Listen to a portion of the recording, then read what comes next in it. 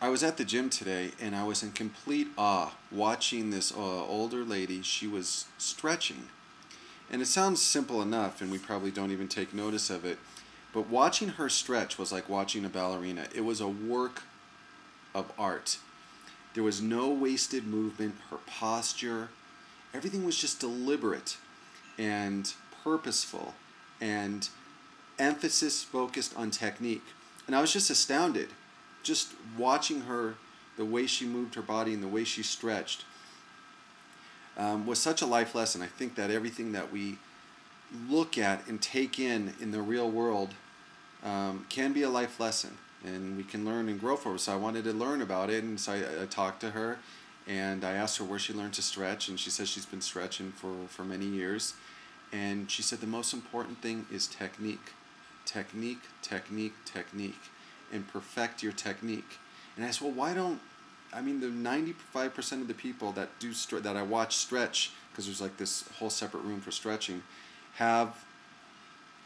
don't care about technique. And that's, she said, is because people are in a hurry, people are lazy, people want just the quick fix, they want to do 10-minute stretch or whatever, get in and get out.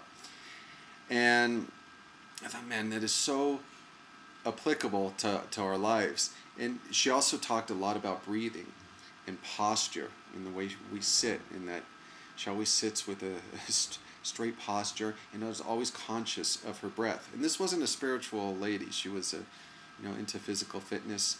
She did, however, do some meditation. And so then after, she taught me some movements and stretching, and I thought, man, it is so much different than prior to my working with her, the way I stretched. It was a lot of, this hurts, and tension, and, that whole kind of no pain, no gain type of philosophy. And she just showed me, relax, breathe, and breathe. And she kept on repeating the importance of the breath, and just gradually go, and your technique, move back. You can't stretch that far if you're not doing proper technique. And so it was just a real neat experience. Then I walked out of the gym and I started just being conscious. No, actually, I was went to the gym, changed my clothes, took a shower, and I was, something about that experience when you're connected, or somebody touches you that's very present. It has this afterglow effect where it stays with you. And so I was being very deliberate as I was buttoning my buttons, turning on the shower, feeling the hot water, and just being present. And this is something, all spiritual practices talk about. But how often do we do it? How often are we really present? I mean, many times of my day, I'm in robot mode, automatic. I need to get here, I need to do this, and just bombarded. And and it was just such a beautiful experience as I was taking a shower, as I was getting dressed. There was nowhere else I wanted to be. There was nowhere else my mind was. I was slow and deliberate, and just a good technique is to feel your body. Eckhart Tolle talks a lot about this. But feel your body, feel your presence, feel your breath, feel the water touching your skin, and connect with those sensations. And just relax, and then you're present, and you're present, and you're present, and you're looking around, and things just look different. The most insignificant things take on great beauty. I was watching, when I was at the gym, I was watching this lady clean a window, and just her just perfect rhythmic technique. She was just very deliberate in cleaning the window. It was meditative. And every day we have all these types of experiences that just pop by, we don't take notice of, because we're so trapped in thought, in mind. I gotta do, gotta go, gotta earn, gotta be, gotta take care of my responsibilities. And the list goes on, and we escape here and now, the present moment. And then as I was walking out of the gym, I was just being very careful, or not careful, but conscious of my steps.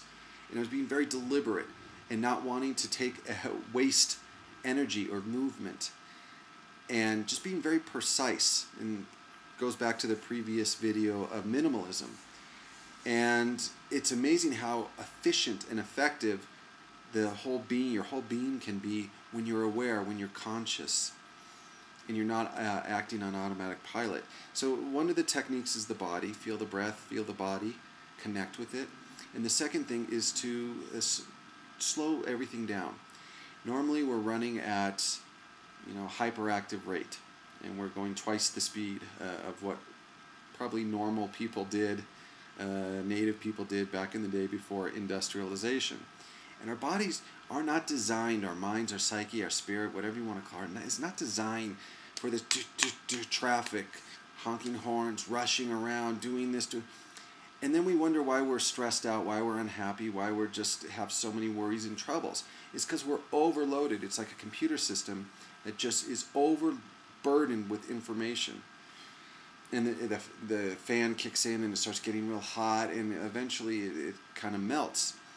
And we're on like a slow meltdown because we bite off more than we can chew.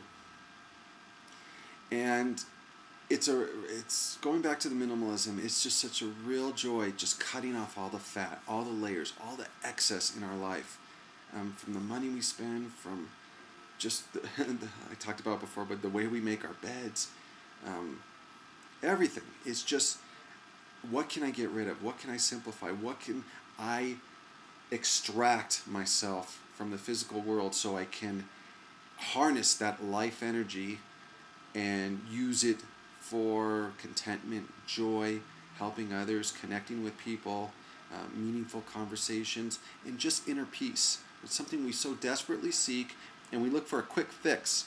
I'm going to go to this guru, I'm going to read this book, I'm going to do X, Y, and Z, and we build a recipe without realizing, no, it's stripping away. It's stripping away.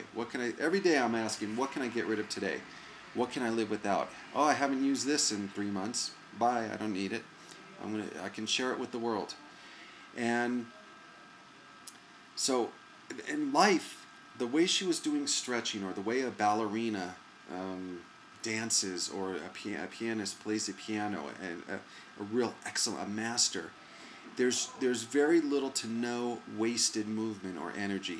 I was reading an article about a boxer. I can't remember his name, but he was into his late 30s and 40s, and he was still winning.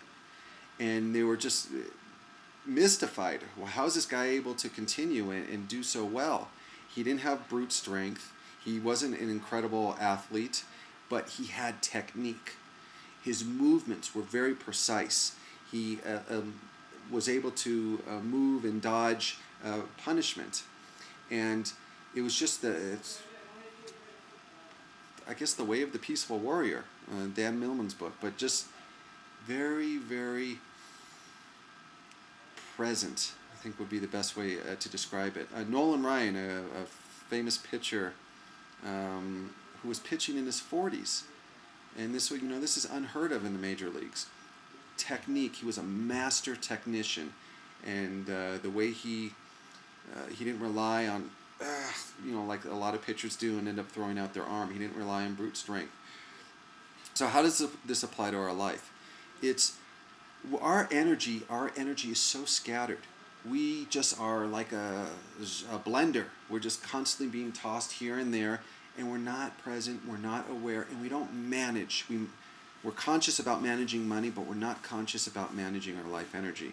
So it's learning to say no to things. It's learning to get rid of things, simplifying, minimalizing.